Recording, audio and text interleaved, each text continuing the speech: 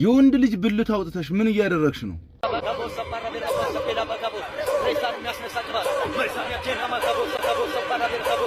ይሄም ለጌታ ክብር ነው። በአደባባይ ብልቱን አውጥተሽ የዘር ፈሳሹን የምታስፈስሽ 5ም 10ም የቻላችሁትን ያክል ጊዜ ብቻ ኮፒ ሊንክ ሪፖስት አድርጉት።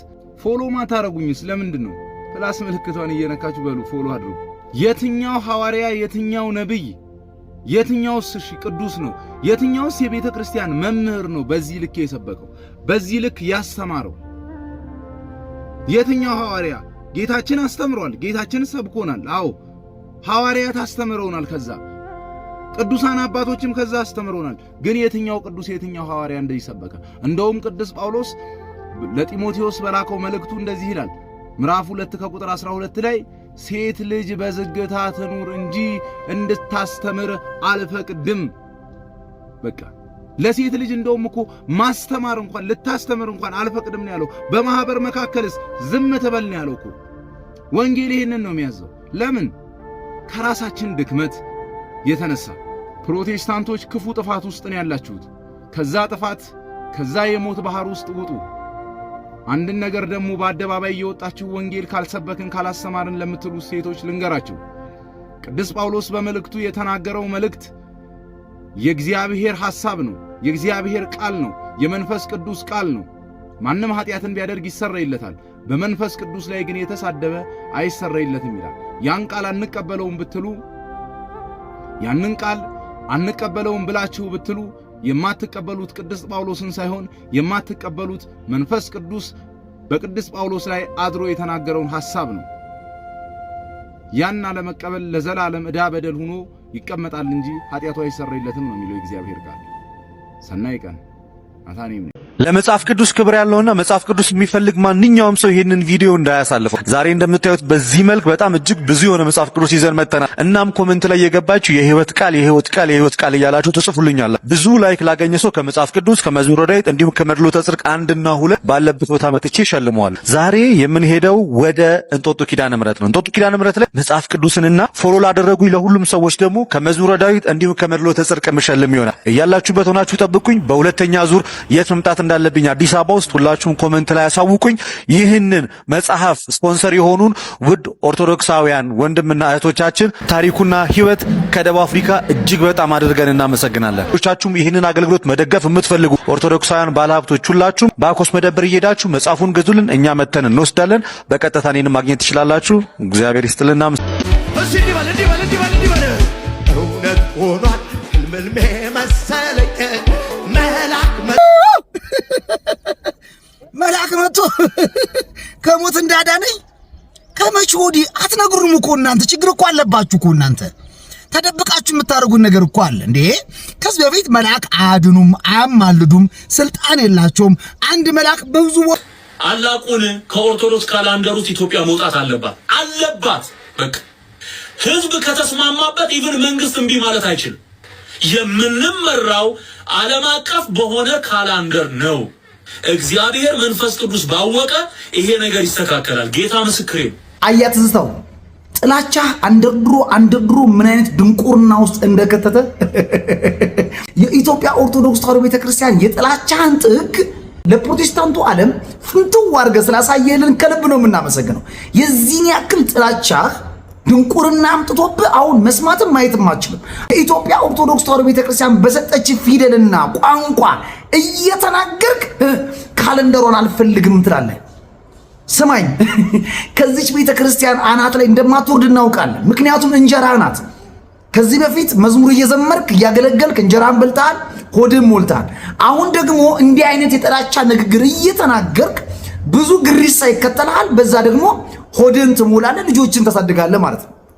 ይሄ ደግሞ በጣም አሳፋሪ ተግባር። ስማ፣ ካላንደር ማዘጋጀት ራትን አዘጋጅቶ ቀምሮ ለህዝብ መስጠት ቀበቶን ፈቶ ከእናትና ከልጅ ጋር የመተኛት ያክል ቀላል መስሎ ነው እንዴ? ህፃናትን ሴቶችን አስገድዶ እንደ መድፈር ቀላል እኮ አይደለም። እንደዛ መስሎ እኮ ተጃጅላል። አያር ይሄ ጥላቻ ድንቁርና ማህይምነት አንደርድሮ ለማይጠቅም ለኛ የሰው ልጆች የዘላለም ህይወት የማይሆነውን ካላንደር ይዘመጣ ምን ያገናኘዋል? ካላንደር የእግዚአብሔርን መንግስት አያስወርስም እኮ። የዘላለም ህይወት የሆነውን ክርስቶስን ለመስበክ አቅሙ የለ። ቅዱሳን ጻድቃን ሰማዕታትን ዘለፍክ፣ ተሳደብክ፣ አባቶችን ሰደብክ፣ አዋረድክ። አሁን ደግሞ ዞር ዞር ስትል ምንም የለም። ከዛ ምን መጣ? ካላንደር የሚባል ነገር አንፈልግም ማለት። ካላንደር ኢየሱስ ክርስቶስ ለሰው ልጆች ከሰጠው ቤዛነት ጋር ካላንደር ምን ያገናኘዋል? እንግዲህ ሴቶችን እየደፈሩ የእናቶች ጭን ላይ እየዋሉ እያደሩ ታቦት መሸከም አይቻልም። ገብቶ መቀደስ አይቻልም። ስጋው ደግሞ ማዘጋጀት አይቻልም። አይቻልም። በግድ እያመነዘሩ ሴቶችን እየደፈሩ መቅደስ ገብቼ ላገልግል አይባልም። የእግዚአብሔር መቅደስ የሚገለገለው በንጽህናና በቅድስና ስለሆነ ማለት ነው። አሁን የፕሮቴስታንቱ ዓለም ምን ያህል በኢትዮጵያ ኦርቶዶክስ ተዋሕዶ ቤተክርስቲያን ጥላቻ እንደ ደነቆርክ አሁን ያወቀብህ ይመስለኛል። እንዲህ የጳጉሜ ወር ወጣ ገባ ለሰው ልጆች የዘላለም ሕይወት አያሰጥም እና የኢትዮጵያ ካላንደር ይውረድና በአውሮፓውያን ካላንደር እንተዳደር እያለ ነው።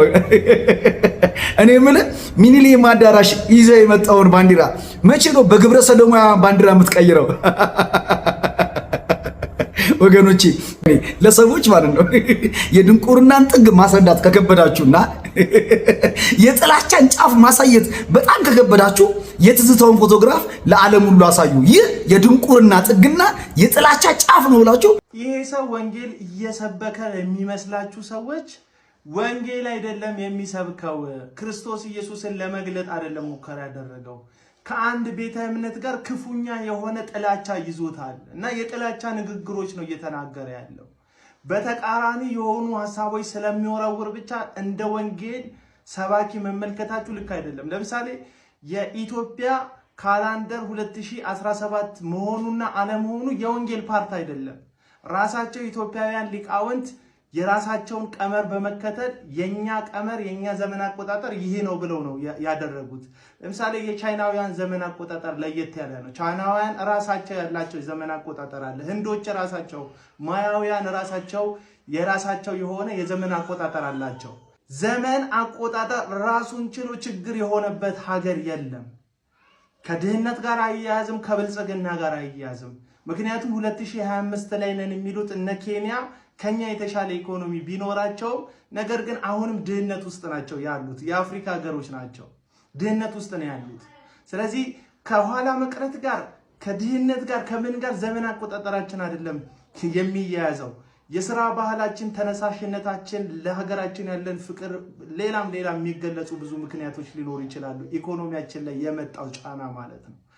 አንዳንድ ጠባብ የሆኑ በወንጌል ውስጥ የተደበቁ የጥላቻ ንግግር አራማጆች እንደ ትዝታው ያሉ ሰዎች ግን መደበቂያቸው ወንጌል ነው፣ የሚናገሩት ግን ወንጀል ነው ብሎ የወንጌል ፓርቲ ያልሆነውን ይህንን ሐሳብ አነሳ። ከዚህ በፊትም ሜሪ ክሪስማስ የሚለውን ቋንቋ ሜሪ የሚለው ቃል ማርያምን የሚመለከት መስሎ ጥላቻ ስላለበት ብቻ ሜሪ መኖር የለበትም መውጣት አለበት ብሎ ሲናገር ሰምታችሁታል። ወጣ ብሎ ስራ ስለማይሰራ ያለበት ሀገር የፈረንጅ ሀገር ራሱን አፕግሬድ ስለማያደርግ ራሱን ከፈረንጆች ጋር ከሌሎችም ጋር በስራ ስለማያገናኝ የቋንቋ ውስንነት ስላለበት ብቻ ሜሪ የሚለው ነገር አይጠመኝም ሲሉ ትሰሙታላችሁ። እንደዚህ አይነት ንግግሮች ስትሰሙ በጥንቃቄ መስማት አለባችሁ።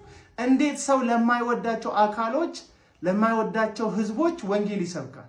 ይህ ሰው ኦርቶዶክሳውያን ጨለማ ውስጥ ናቸው ያሉ ብሎ የሚያስብ ከሆነ የክርስቶስ ኢየሱስን ወንጌል ወዷቸው ሊነግራቸው ሲገባ እሱ ግን በጥላቻ በጎ የሆኑትን ነገሮች ሁሉ እየደመጠጠ እየጨፈለቀ ሁሉም ነገር ጥፋት፣ ሁሉም ነገር ዜሮ እንደሆነ ለመናገር ሲሞክር ትሰሙታላችሁ። ስለዚህ ጊዜ እየገለጣቸው ነው እንደዚህ አይነት ጠባብ ሰዎችን። ከነዚህ ሰዎች እንድትርቁ ራሳችሁን እንድትጠብቁ ወንጌል መስሏችሁ እነዚህን ሰዎች ሰፖርት በማድረግ ጸረ ወንጌል ከሆነ እንቅስቃሴ ጋር እንዳትጠመዱ ለወንጌላዊ አማኞች መልእክት አስተላልፋለሁ። የኦርቶዶክስ ቤተክርስቲያንም ደግሞ ይህንን የዘመን ቀመር የኔ ነው ብቻ ብላ አይደለም የያዘችው። እንደ አገር ደግሞ እኔ አሁን ፕሮቴስታንት ነኝ። እንደ አገር የዘመን ቀመር ይህ በጠበብቶች በሊቃውንቶች የመጣ የዘመን ቀመር ለኔ ስለተሰጠኝ በኦርቶዶክስ ቤተክርስቲያን ምክንያት ላመሰግን ደስተኛ ልሆን ነው እንጂ የሚገባኝ ልናደድ ልቆጭ አይገባኝም። ስለዚህ እናመሰግናለን፣ ይህንን የዘመን አቆጣጠር ስለሰጣችሁ እናመሰግናለን። በዘመን ውስጥ የራሳችን የሆነ የዘመን አቆጣጠር ስላለን ይህንን ነው ማለት የሚገባን እንጂ ሁሉንም ነገር መጨፍለቅ የወንጌል አካል አይደለም። እውነት ሆኗል ህልምልሜ መሰለኝ መልአክ መጥቶ ከሞት እንዳዳነኝ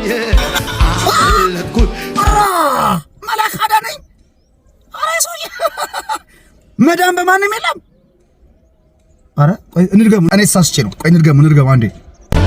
እሺ እንዲበል እውነት ሆኗል ህልም መሰለኝ መልአክ መጥቶ ከሞት እንዳዳነኝ መልአክ መጥቶ ከሞት እንዳዳነኝ መልአክ መጥቶ ከሞት እንዳዳነኝ ከመቼ ወዲህ አትነግሩም እኮ እናንተ። ችግር እኮ አለባችሁ እኮ እናንተ። ተደብቃችሁ የምታደርጉት ነገር እኮ አለ እንዴ። ከዚህ በፊት መልአክ አያድኑም፣ አያማልዱም፣ ስልጣን የላቸውም፣ አንድ መልአክ በብዙ ቦታ አይገኝም ብላችሁ ነበር እንዴ? እና ስትቀበሉ ነገሩን አትደብቁን እንጂ። ጴንጤ ቤት መልአክ ማዳን ጀመረ። ገብርኤል ነው፣ ሚካኤል ነው፣ ኡራኤል ነው፣ ራጉኤል ነው፣ ፋኑኤል ነው፣ ሳቁኤል ነው። ለነገሩ እኔ ፕሮፌት ሄኖክን አላምነው። ስለዚህ ሰርች እናርግና ወደ ዋናው መዝሙሩን ግድ የላችሁም። ይሄ ሰውዬ አንዳንዴ ግጥም ሊቀይር ይችላል፣ እንደ ግጥም ሊቀይር ይችላልና እስቲ ወደ ዋናው ዝማሬ እንሂድና መልአክ መጥቶ አዳነኝ ማለቱን ሰርች እናርግ። እስቲ ሰርች እናደርጋለን። ኦኬ፣ ዘማሪ ተከስተ ነው የዘመረው መዝሙሩን። እስቲ እንስማው።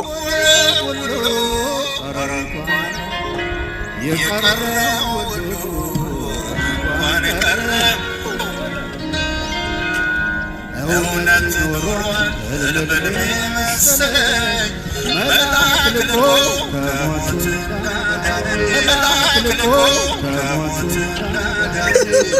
አመለጥኩኝ መልአክ መጥቶ ከሞት እንዳዳነኝ አለላ።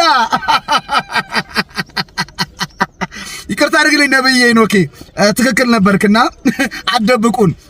መልአክ መጥቶ ከሞት ሲያድናችሁ አትደብቁን። ታዲያ ከኢትዮጵያ ኦርቶዶክስ ተዋሕዶ ቤተክርስቲያን ለምን ወጣችሁ? ለምን ማህተቡ አስጠላችሁ? ለምን የቃል ኪዳኑ ታቦት ደበራችሁ? የእግዚአብሔር መልአክ መጥቶ አዳነኝ ከምን? ከሞት።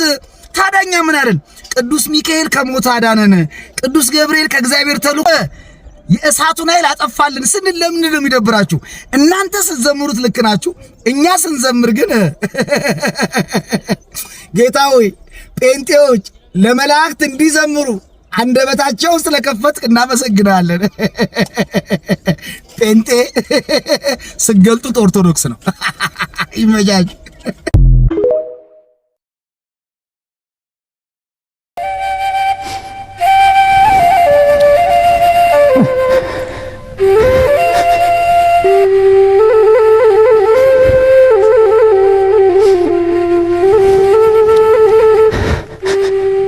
እግዚአብሔር ሆይ ስማን። እግዚአብሔር ሆይ እመቤቴ እባክሽ፣ ሰማዕቱ ቅዱስ ጊዮርጊስ ኧረ እባክህ ላላችሁ ቃል ኪዳናችሁ